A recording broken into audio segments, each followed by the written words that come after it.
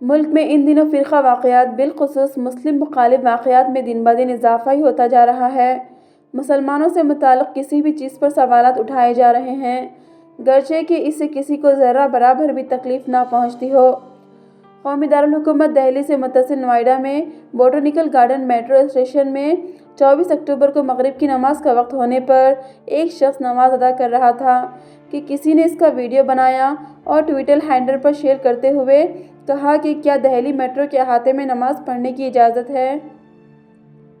اس شخص نے D M R C official D C P Delhi metro اور یوپی پولیس کو ٹیگ کرتے ہوئے کہا کہ اس معاملے میں سخت کارروائی کرنے کی ضرورت ہے۔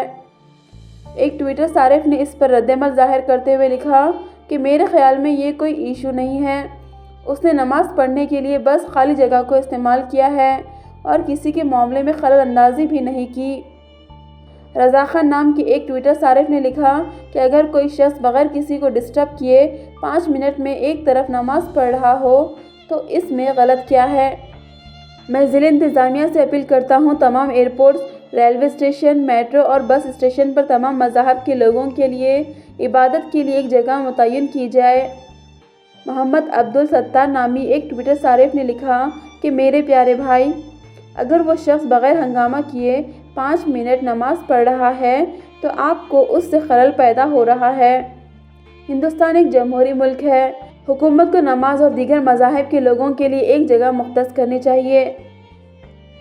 بھاوش نامی ایک ٹویٹر صارف نے کہا کہ ہمیں اپنے بھائیوں کے جذبات کی عزت کرنی چاہیے۔ مسلمان روزانہ 5 وقت کی نماز ادا کرتے ہیں۔ ہم ہندو لوگ اپنی تہذیب اور کتابوں کو بھول چکے ہیں جس میں بھائی چارہ کی تعلیم دی گئی ہے۔ ایک اور صارف نے لکھا کہ کیا بغیر کسی شخص کی اجازت کے اس کا ویڈیو بنا کر سوشل میڈیا پر اپلوڈ کرنے کی اجازت ہے؟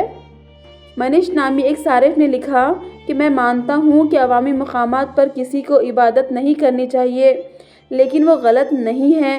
وہ کسی کو ڈسٹرب کیے بغیر نماز پڑھ رہا ہے، حتیٰ کہ وہاں پر آنے جانے والے بھی اس کو نوٹس نہیں کر رہے تھے۔ واضح رہے کہ بی جے پی حکمران ریاستوں بالخصوص اتر پردیش میں عوامی مقامات پر نماز کو لے کر اس سے پہلے بھی تنازعات ہو چکے ہیں۔ اتر پردیش کے ایک ضلع میں گارڈن میں لوگ کئی سالوں سے نماز جمعہ ادا کرتے آ رہے تھے۔ اس پر تنازع کھڑا کیا گیا تھا۔ بیورو رپورٹ، تبصرہ پوائنٹ۔